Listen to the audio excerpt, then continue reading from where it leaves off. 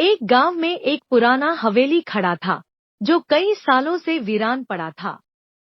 उस हवेली के बारे में गांव के लोग कहते थे कि वहां रात के समय अजीब अजीब आवाजें आती हैं और कई लोग रात में उस हवेली के पास से गुजरते वक्त डर के मारे भाग जाते थे। लोग कहते थे कि हवेली में एक भूतनी रहती है जो कभी किसी को चैन से सोने नहीं देती। एक दिन गांव के एक युवक राजीव ने तय किया कि वह इस रहस्य का पता लगाएगा। राजीव साहसी था और उसे भूत प्रेत पर विश्वास नहीं था। वह एक रात हवेली में जाने का निर्णय लेता है। पूरी रात वह हवेली के अंदर टहलता रहा, लेकिन कुछ नहीं हुआ। जब वह हवेली के अंदर पहुंचा, तो उसने देखा कि एक पुरानी जर्जर सी सीढ़ियां थी जो हवेली के ऊपरी मंजिल तक जाती थी। वह धीरे धीरे उन सीढ़ियों पर चढ़ता है और ऊपर के कमरे में पहुंचता है।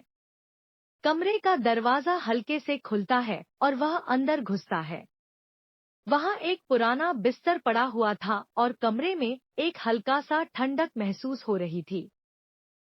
तभी अचानक कमरे की बत्तियां बुझ जाती हैं और पूरी जगह अंधेरे में डूब जाती है। राजीव को लगता है कि यह कोई साधारण घटना नहीं है, लेकिन वह डरने के बजाय और ध्यान से सुनता है। तभी एक हल्की सी आवाज सुनाई देती है, जैसे कोई धीमे धीमे कदम रख रहा हो। अचानक सामने एक रूप धारण करती हुई छाया दिखाई देती है। वह छाया धीरे धीरे राजीव की तरफ बढ़ती है। राजीव का दिल तेजी से धड़कने लगता है, लेकिन वह साहस जुटाकर खड़ा रहता है। तुम कौन हो? राजीव ने डरते हुए पूछा। उस छाया ने जवाब दिया, मैं वही हूँ जो यहाँ कई सालों से बंदी बनी हुई हूँ। राजीव ने पूछा, तुम क्यों बंदी हो? छाया ने कहा, मैं एक समय में इस हवेली की मालिक थी, लेकिन मुझे मेरे ही पति ने धोखा दिया और मुझसे मेरी जिंदगी छीन ली। इस हवेली में मेरी आत्मा आज भी भटक रही है और मैं शांति की तलाश में हूँ। राजीव को उसके शब्दों में सच्चाई लगी।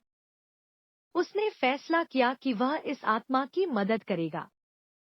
अगले कुछ दिनों में राजीव ने हवेली के इतिहास को खंगाला और पाया कि उस महिला की आत्मा तभी शांति पा सकती है जब उसकी हत्या का बदला लिया जाए। राजीव ने गांव के बुजुर्गों से मदद ली और धीरे धीरे उस महिला की हत्या का रहस्य उजागर किया। जब वह हत्या के दोषियों को उजागर कर सजा दिलवाता है, तो हवेली में शांति लौट आती है।